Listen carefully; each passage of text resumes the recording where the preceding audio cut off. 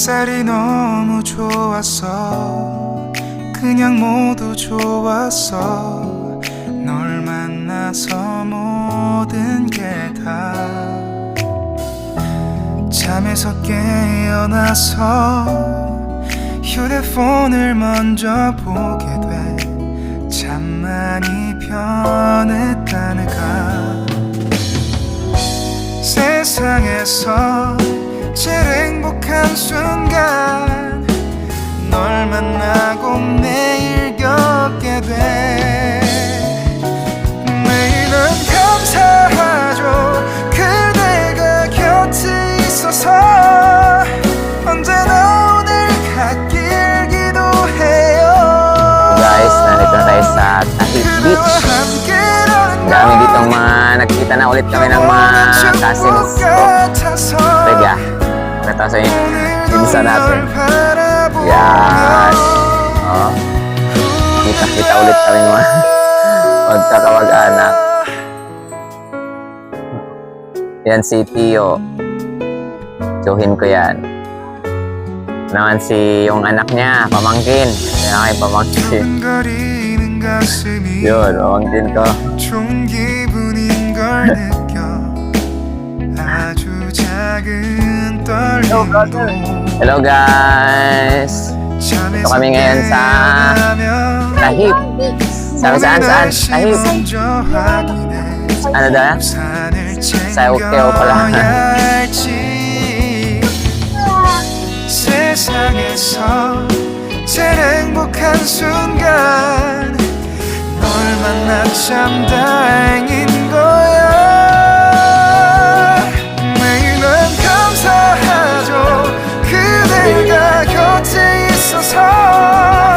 언제나 오늘 갓길 기도해요. 그대와 함께라는 건 영원한 축복 같아서.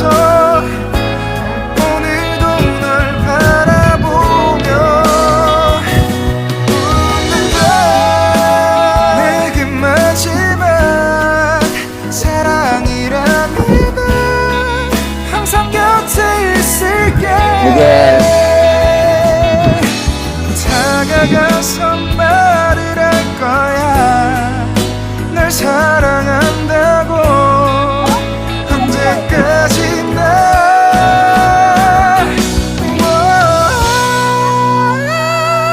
매일은 감사하죠. 그대가 곁에 있어서. 언제나 오늘 갓길 기도해요. 그대와 함께라는 건 영원한 축복 같아서. 오늘도 널 바라보며 웃는다.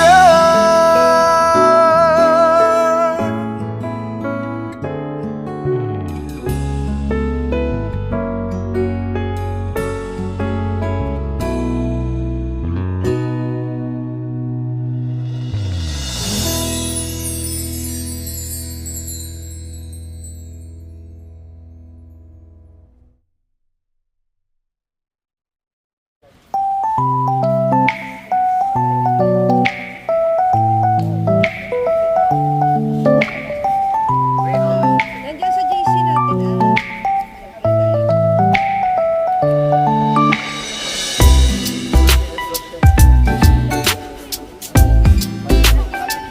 May cellphone ka dyan? Kaya mo sa JC eh. Sa JC naman natin.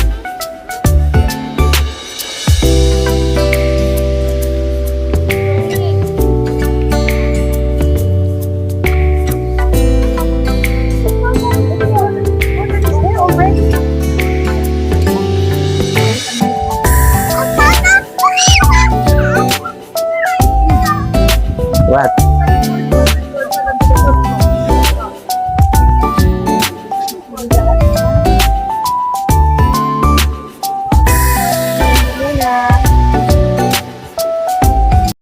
So, we thank the Lord dun sa pag-iingat sa ating lahat, sa ating biyahe. Ang salamat po yung ating oras.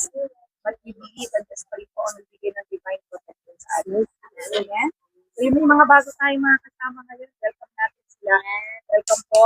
Yan. Brother Michael ang kanyang pamilya. Sir Mayet, okay.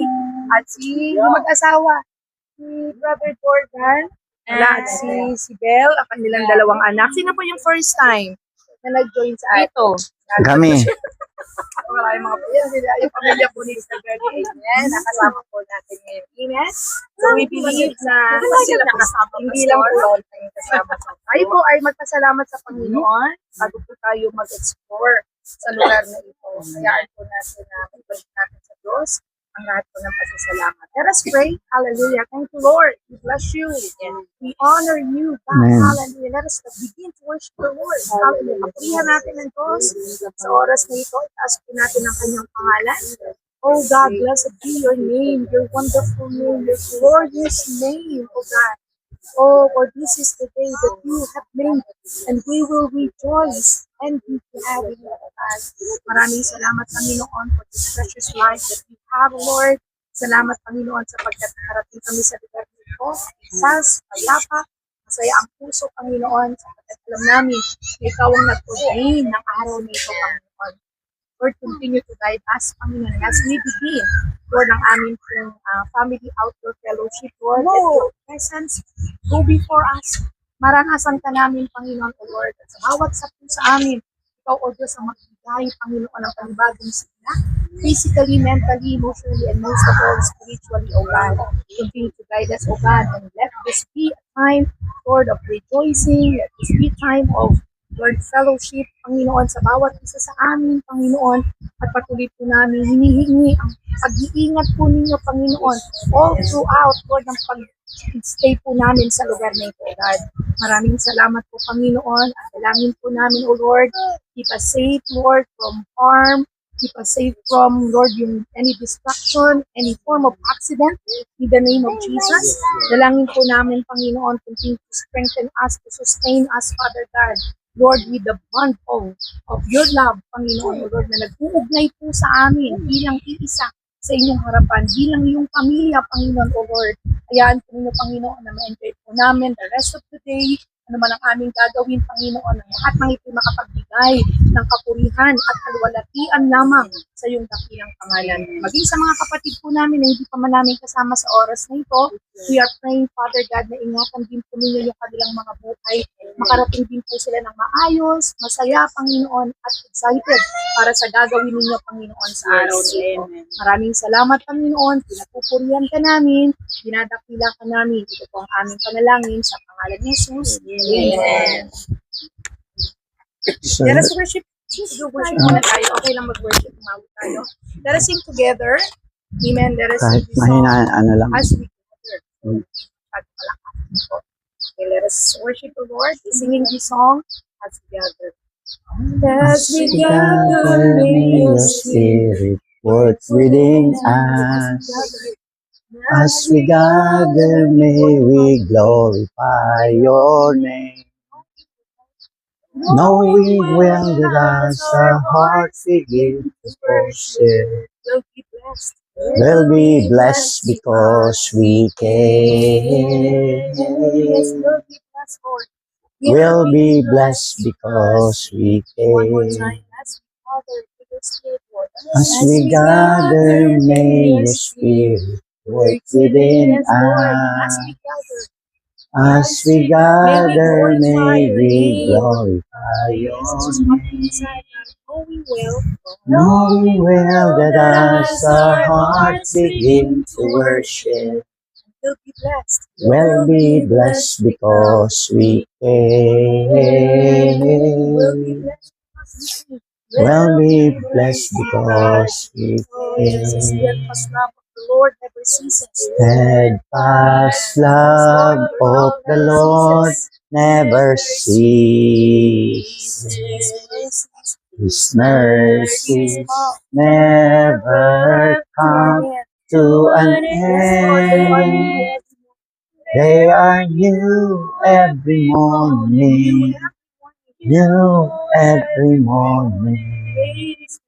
Great is thy faithful. Sa ating sa umagang ito, sa pagkakataon na pinagkalob niya sa atin. So tayo muna yung manalangin. Lord, Heavenly Father, thank you, Lord, for your love, mercy, and grace. Thank you, Lord, for this opportunity to share your word. Bless your word, sanctify your word, Lord God. Manifest sa buhay namin, sa family. Lord, give us a humble heart, a pure heart, Lord God, at ma-enjoy namin yung fellowship na ito sa araw na ito, Panginoon. So, po namin pinagkakatiwala ang bawat isa. In Jesus' name, Amen. So, basahin po natin yung Ephesians chapter 4, verse 3. Sabi niya dito, make every effort to keep the unity of the Spirit to the bond of peace. So, napakahalaga na sabi nga ay gawin natin ang lahat ng pagsisikap upang mapanatili ang pagkakaisa mula sa Espiritu sa pamamagitan ng bigkis ng kapayapaan. God is always giving us a chance to matutunan natin na mas laging yung kapayapaan na binibigay sa atin ng Diyos ay manatili sa puso natin in spite of everything. Sa mga nangyayari ay maging kampante pa rin tayo sa lahat ng aspeto ng buhay natin. Kasi naniniwala tayo, God is choosing us for today para ma-enjoy natin yung ating family na nagkakaisa tayo. Sabi nga, how can I help strengthen unity and love in my family and our church family? So una, we need to practice humility and put others first. So mahalaga po. Sabi nga ng Philippians ay do nothing out of selfish ambition and vain conceit, rather in humility value others above yourself. So lagi nating pahalagan yung bawat isa, especially our family, itong family natin sa Panginoon, na pahalagahan natin yung puso o yung bawat isa, lalo na yung ating pagkakataon na binibigay sa atin ng Diyos na magkasama-sama. Kasi as a family, mahalaga yung pagkakaisa. Sabi nga, unity begins with humility. Strong families and churches are built when members choose to serve rather than be served. Humility removes pride, encourages an understanding, and creates an atmosphere where love can flourish. So naniniwala tayo na kapag ang kapaligiran natin ay maayos sa kabila ng sitwasyon, kasi we are not perfect. Sometimes may mga pangyayari sa buhay natin na hindi natin inaasahan. Pero paano natin to hinaharap? Dapat harapin lagi natin na may kapakumbaba kasi this is the time na ma-appreciate natin yung bawat isa yung ginagawa natin. At we need to ask the Lord na bigyan tayo ng understanding, yung malawak na pangunawa at sikapin po natin na ipakita natin ito sa ating kapwa. I-value natin yung pagkakataong magkakasama pa rin tayo. Bakit po? Napakahalaga ng buhay. At ang bawat isa, every family, yun, i-value natin. Yun, salamat, nandito sila Brother Michael. Ito, may bago tayong kapatid, sila Brother Jordan. Naniniwala tayo na ito'y hindi aksidente, kundi niloob natin. And ipakita, show them na yung love ng Panginoon at kapayapaan na binibigay ng Diyos sa atin sa kanila. So sabi nga, hindi tayo aksidente na magkakasama. This is the plan of God at may plano ang Diyos na mag-enjoy in His presence together our family. And we need to choose love and forgiveness and peace. No? Sabi nga, lagi tayong nababanggit yung forgiveness kasi sabi nga, in spite of everything, marami tayong nakikinig na word na minsan sasaktan tayo, nahirapan tayo at yung nagiging daan para mawala yung kapayapaan, mawala yung joy. Diba? Kaya nga naririto tayo, we need to enjoy. We need to ask the Lord yung ating magagawang na tayong lahat ay maging channel of blessing sa bawat isa. Sa bawat pamilya na nakakasama natin, lalo yung mga bago nating kapatid. Naniniwala ako na dinesign tayo ng Lord para maging channel of blessing sa iba. No, hindi lamang sa ating sariling pamilya, kundi dun sa pamilya ng sa other family na binibigay sa atin ng Panginoon. Kasi lahat ito ay ibinigay ng Diyos para maunawaan natin ang kahalagahan ng bawat isa sa atin. Kaya nga, mahalaga po na tayong lahat ay nagkakamero ng pagkakataon. Sabi nga ng Colossians 3:13-14, bear with each other and forgive one another, and over all this virtue, put on love, which bind them all together in perfect unity. Kaya nga sa pamamagitan ng pag-ibig ng Diyos, nagkakaisa tayo, appreciate natin ang bawat isa, mga weaknesses man, at nagbibigay sa atin ito ng kapayapaan para makapagpatuloy sa buhay na meron tayo. So glory to the living God. Kasi naniniwala tayo lahat ito ay ibinibigay sa atin. And we need to grow together by keeping Christ at the center. Remember that Jesus is the center of this family, of this fellowship. Siya lagi yung maitaas sa buhay natin para yung kapayapaan na binibigay ni Kristo because Jesus is the Prince of Peace. So, we cannot do anything without Him. Kaya nga, apart from Him, we can do nothing. That's why we are here. We submit in the presence of God and we enjoy we ask the divine protection and covering. Kasi mag-enjoy tayo dyan, di natin alam.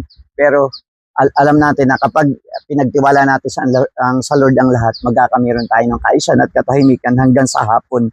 Sabi nga ay lagi nating pagsikapan. Sabi mo, lasting unity comes when Christ is the center of our relationship. Families in the church member become stronger as they pray together, worship together, study God's word together, and encourage one another in faith. Kaya nga, inuna nating manalangin, sumamba. Bakit po? Ang Diyos po nagbibigay ng tunay na kapayapaan at katatagan ng pananampalataya natin. Ang gusto ng Lord, mag-grow tayo. Ang gusto ng Diyos, ang bawat pamilya ay manatiling si Kristo yung sentro para magkamirong kaayusan at katagumpayan ang buhay sa inaharap natin. So yun lang, salamat. Ma-enjoy po natin yung maghapong ito dito. So relax, wag na muna natin isipin yung mga trabaho, ano man yun. In-enjoy natin, maligo. Kasi ito yung time natin na mag-relax naman. A lot of works, a lot of stress. Siguro, bigay natin naman yung pagkakataon na yung ating mga physical na katawan ay ma-enjoy. Okay po ba? May mga food naman tayo. Pag salusaluhan natin, siguro Sister Grace, hindi ko alam kung anong oras tayo magla-lunch, anong oras tayo, So, it's up to you. So, ayun, mag-close muna tayo sa prayer dahil ibibigay ko kay Sister Grace yung instruction kung anong gagawin natin. So, Lord, thank you, Lord, for your word. Lord, may your word implant in the deepest part of our heart na magamit namin sa aming buhay at sa fellowship na ito. Lord, wala kaming ibang tinataas kundi ikaw. Thank you so much, Father God, in Jesus' name. Amen. Ay mga gamit nyo. Sige po, Lalakaw ng mga uwi. Sige po,